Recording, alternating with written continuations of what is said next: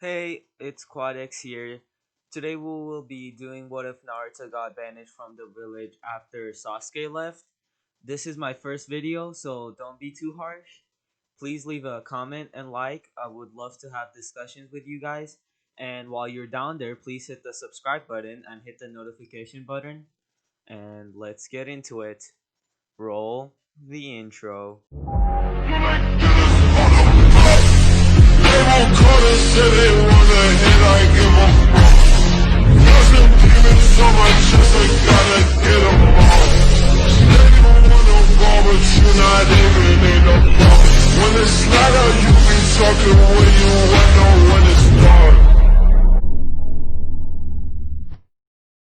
The Golden Fox, Chapter 1 Through My Eyes.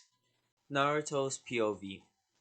Konoha, the village hidden in the leaves. One of the strongest villages of the 5 shinobi villages. It has been my home for 12 long years. To others, 12 years may not be a long time. Only a few people have shouldered the burden that I have to shoulder throughout my life. I, Uzumaki Naruto, was chosen to carry the QB that attacked the village 12 years prior. I often wonder why I was chosen out of so many kids. Was there no other child that the Yondaime Hokage could have placed this curse on? Why me? This is probably the only question that I want answered. It seems that we tend not to get what we want. A couple of months back, the only question that I wanted an answer to was, why was I hated by the adults so much? After Mizuki had informed me that I was the jailer of the Nine Tails, it all became clear. The stares, the remarks, were all because of what they thought I was.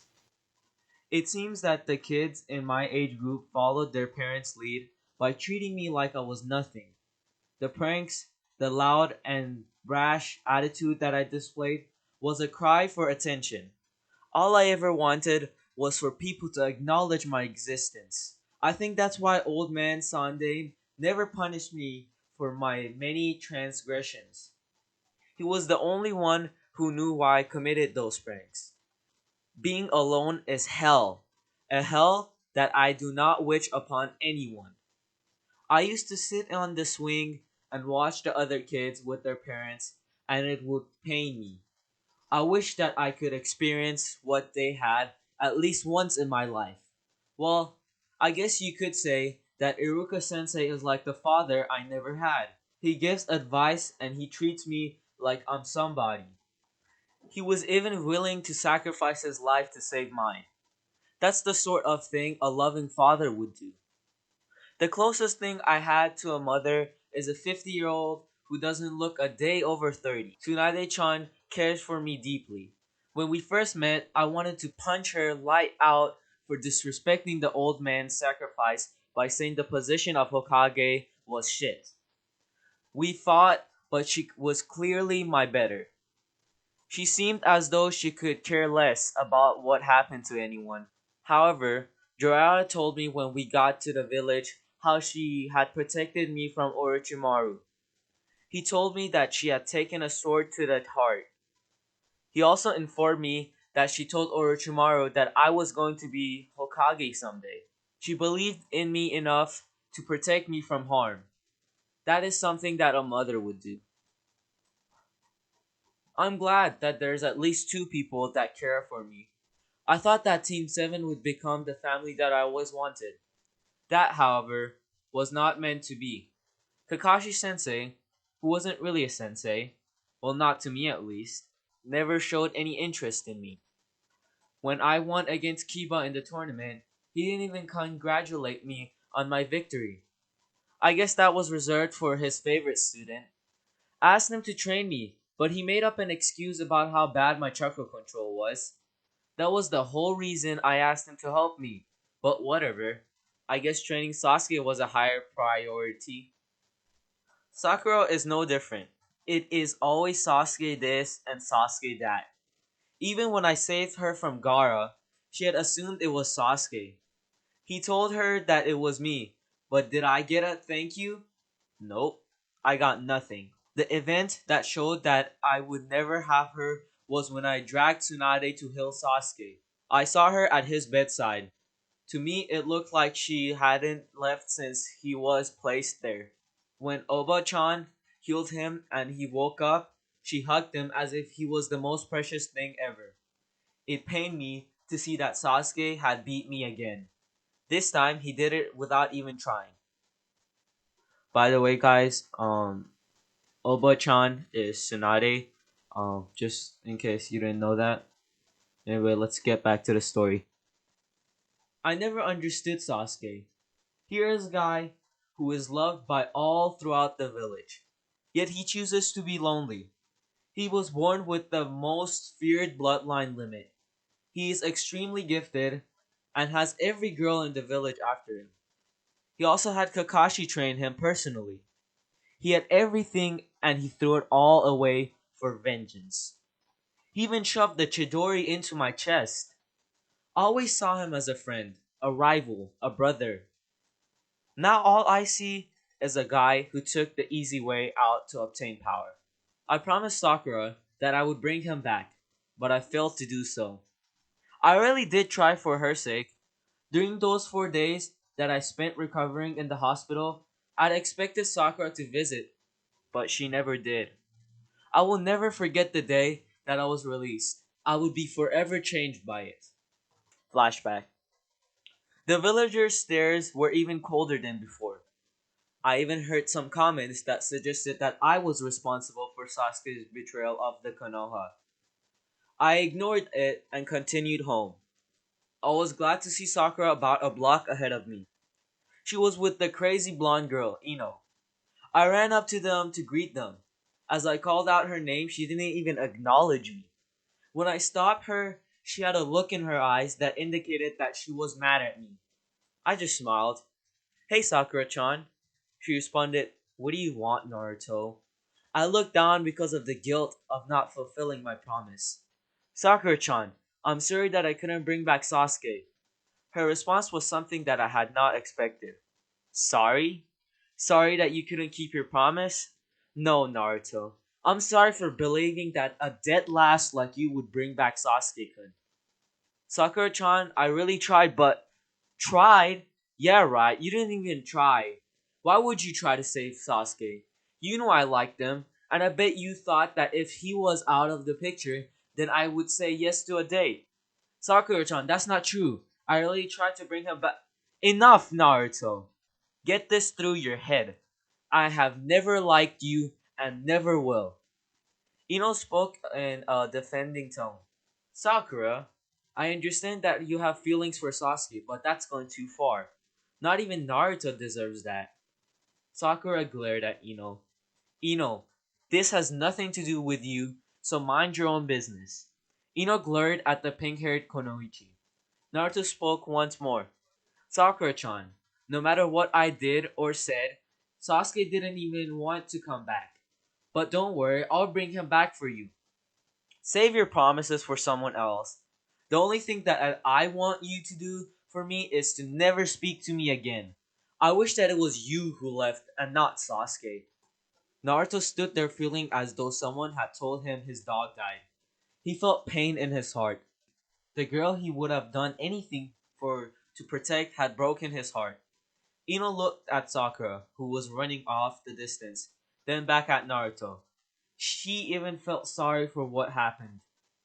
He looked really hurt by Sakura's words, she thought. Ino spoke. You know, Naruto, I think she's just upset. No, she doesn't deserve any excuses. Ino, I thought she was my friend. I guess I was wrong. I have to go home. I guess I'll see you later. Bye. End of flashback. I thought that it couldn't get any worse than that, but I would be proven wrong once again. A week later, I was called before the council. The council had declared that it was my fault for the injuries that my comrades had sustained. I was also blamed for not returning Sasuke back to the village.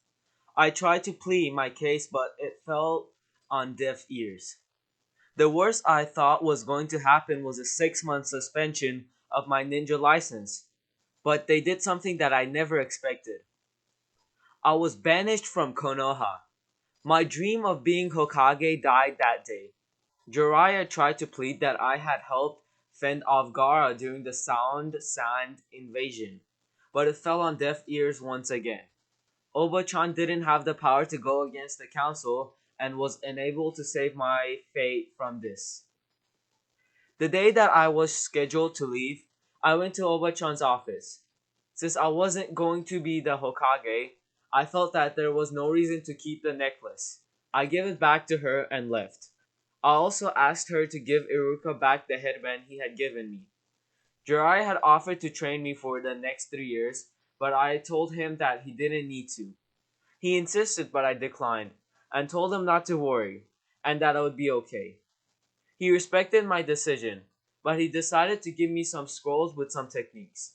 He told me that he was leaving the village and wasn't stepping foot into it again. Eros Senen told me where to find him whenever I wanted to learn some S-class jutsu. I left 2 days after that meeting. I could see the villagers look at me with smirks on their faces. It was fine. I was giving them what they had wanted for so long, my departure. Konoha was no longer my home. It was time for me to find a new home. I made a vow that I would become the greatest ninja ever. It's been 6 years since I was banished. During that time, I met and trained with ninjas from other villages as well as samurais. When I left, I headed to Wave Country to see Tazuna and his family. I only stayed 3 months before I went to the Water Country. I ran into a missing nin by the name of Saichi Kaito.